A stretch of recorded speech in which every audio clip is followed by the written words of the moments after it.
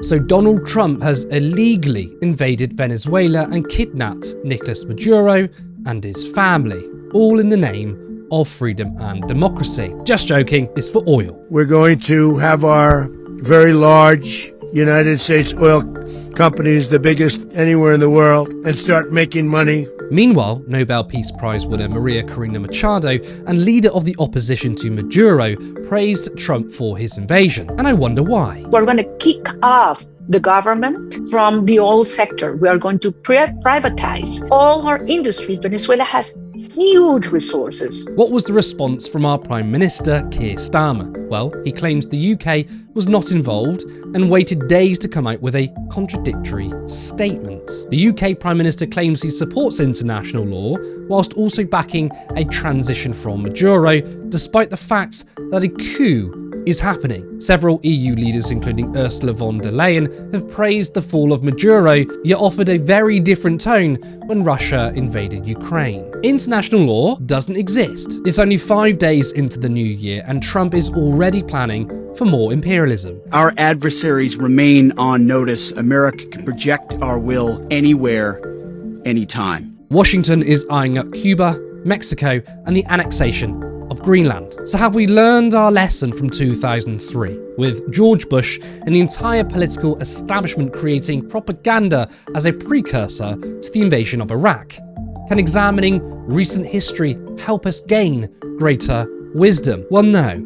People are falling for it again. A slew of AI-generated content coupled with footage that doesn't even come from Venezuela, along with World Cup celebrations, are being shared across social media to prove that the people of Venezuela are happy about Trump's illegal aggression.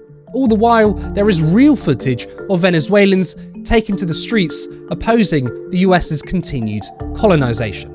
They simply cannot accept that America came. They bombed Caracas, their capital.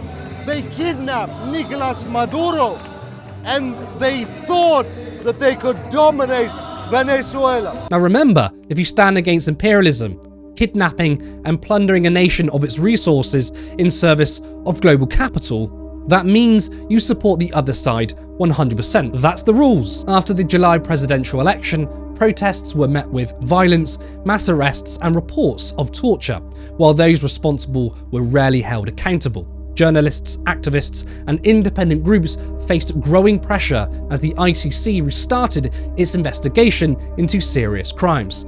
At the same time, poverty, environmental damage, and discrimination continued. So all is fair game, right? I guess it's okay that another country can just invade the US, kidnap Trump and his family too.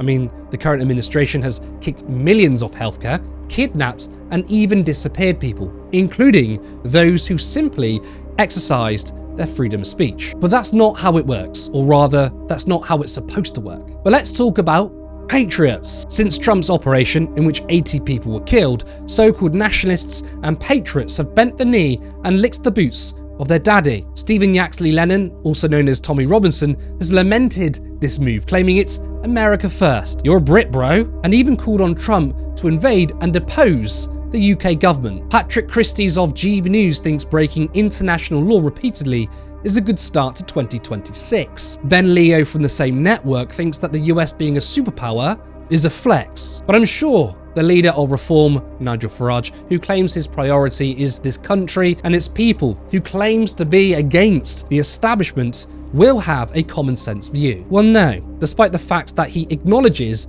this is in violation of international law, he backs it anyway. Kemi Badenoch made a statement in favour of Trump's move, but she's so irrelevant, so we don't even need to see it. Given that the propaganda this time has been lazy, to say the least, with Trump continually saying the quiet part out loud, that this whole operation is about oil, the three-way uniparty, Labour, the Tories and Reform, are all banging the drums of imperialism, bloodshed and theft, along with a barrage of plastic patriots who loudly proclaim their love of this country, but have, in recent years, demonstrated loyalty to billionaire oligarchs, Washington and Israel instead. I would like to thank Benjamin Netanyahu, the Prime Minister of the State of Israel. I promise one day we'll have a close relationship between Venezuela and Israel. So who would Tommy Robinson, the three-way uniparty and right-wing media pundits defend if the choice was between this country or with a foreign rapist billionaire paedophile? Who knows?